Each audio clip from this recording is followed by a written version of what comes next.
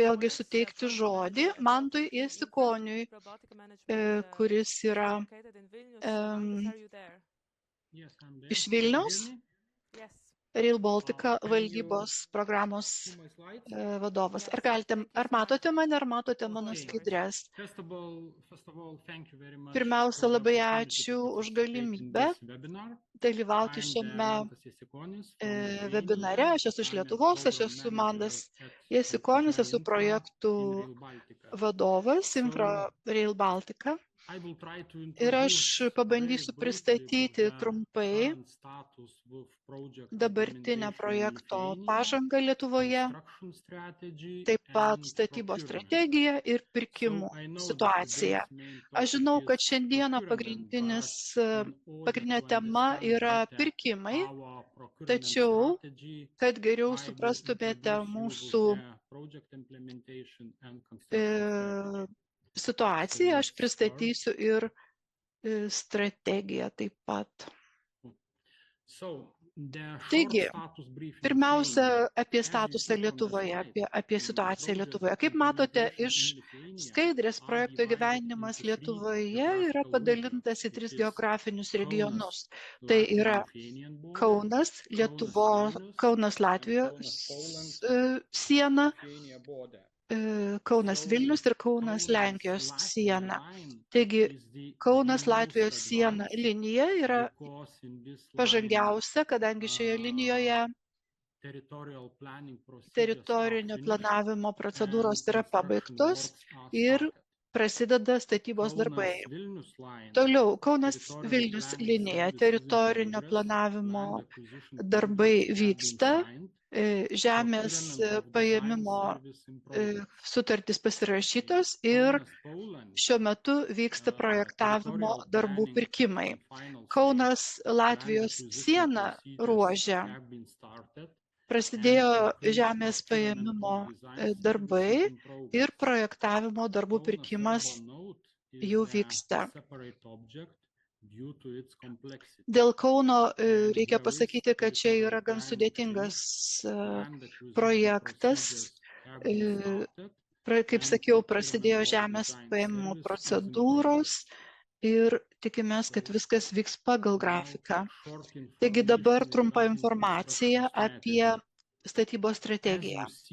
Kaip jūs matote, statybos darbai yra padalinti į projektavimo etapus, atkarpas. DS1 atkarpa yra Kaunas iki Panevėžio ir DS2 sekcija yra Panevėžys Latvijos siena. Yra kiekviena iš šių projektavimo atkarpų dar padalinta į atskiras atkarpas pagal prioritetus.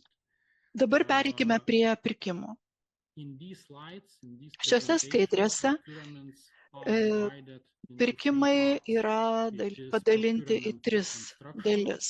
Tai yra statybos darbų pirkimai, taip pat pirkimai pagal FIDIC taisyklės ir pirkimai pagal projektavimo paslaugas. Šiuo metu mes turime 2 vykdomus pirkimus, tai yra pylimui ir konstrukcijų statybai, būtent linijoje Kaunas Panevėžys, 2 atkarpose, konkrečiai Kaunas Šveicarija, Šėta Ramygala ir bendras ilgis šių atkarpų yra apie 66 km. Ir paraiškų pateikimo galutinė data yra antrojo ketvirčio pabaiga. Kalbant apie artėjančius pirkimus, tai būtų Šėta Ramygala, viena iš atkarpų, toliau Ramygala Berčiūnai ir Berčiūnai Joniškėlis atkarpose.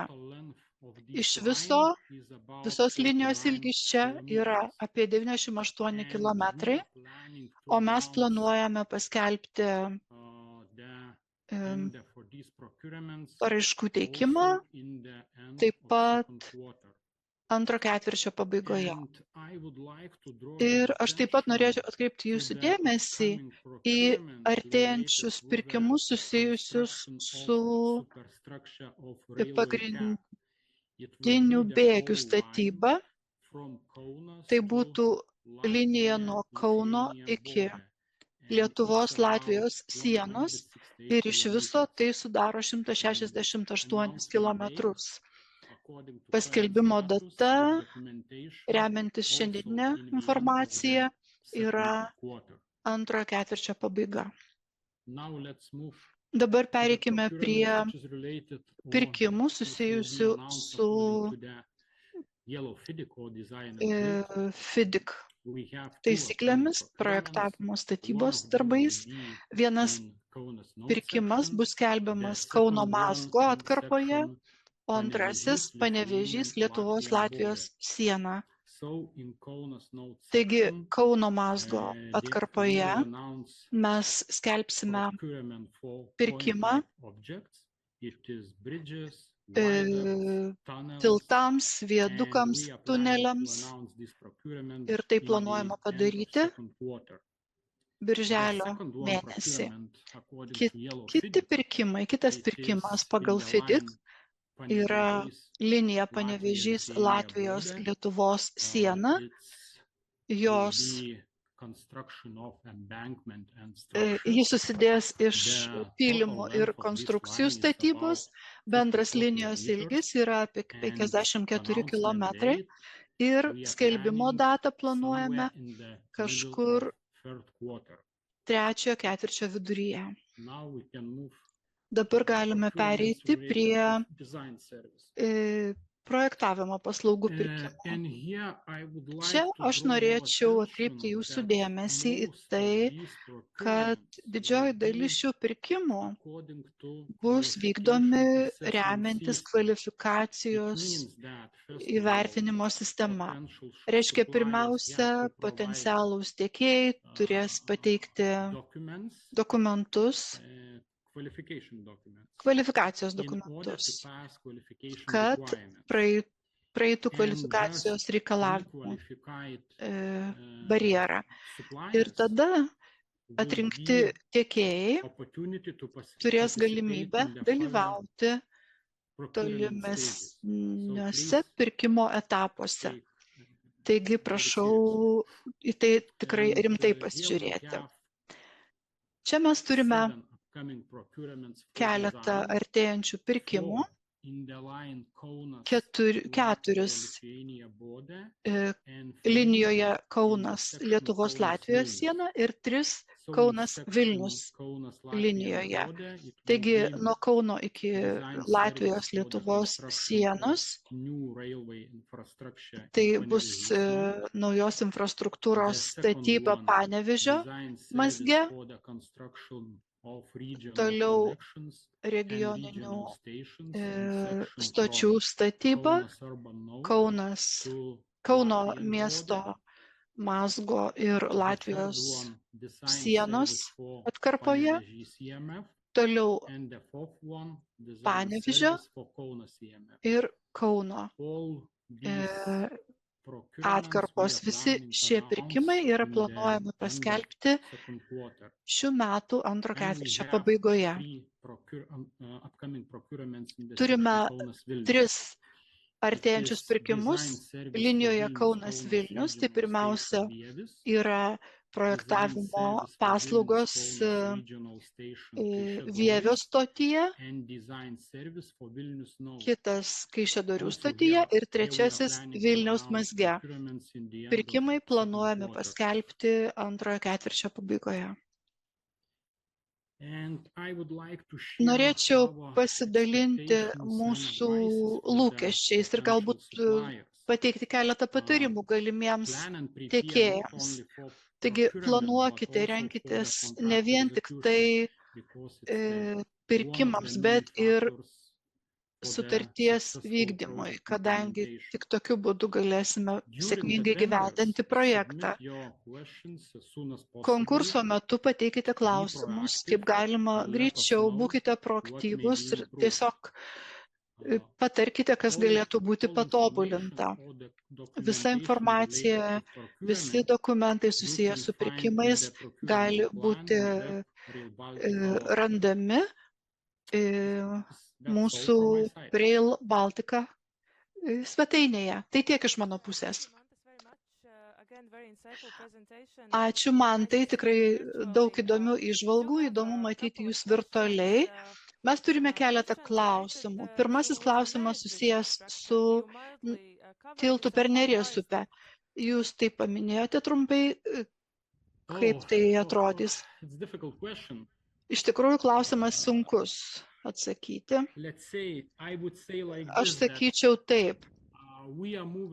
Mes judame link šio projekto ir tikiuosi ateityje, artimoje ateityje jau atsiras tam tikrų patobulinimų. Ir mes galėsime daugiau sužinoti apie tai komunikacijos kanaluose, kaip visuomet. Taip, ši informacija tikrai bus viešai skelbiama. Kitas klausimas susijęs su pirkimais. Kaune iš pradžių buvo 2 etapai – projektavimas ir statyba.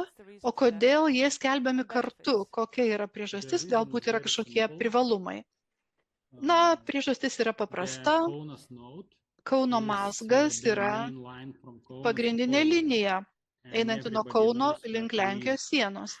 Ir visiems žinoma, kad mes turime tikrai susijungti su Lenkija iki 2030 metų. Ir kad organizuoti pirkimus vienu etapu, o ne 2 etapais, kas buvo galvota anksčiau, planuota anksčiau, mes dabar nusprendėme dramatiškai pagreitinti projekto įgyvendinimą. Ir ši strategija leidžia mums pradėti viadukų, tiltų statybą anksčiau negu pagrindinės linijos, geležinkelio linijos statybą. Taigi atsakymas paprastas, siekiant pagreitinti projekto įgyvendinimą. Tai yra daroma. Ačiū labai, Mantai.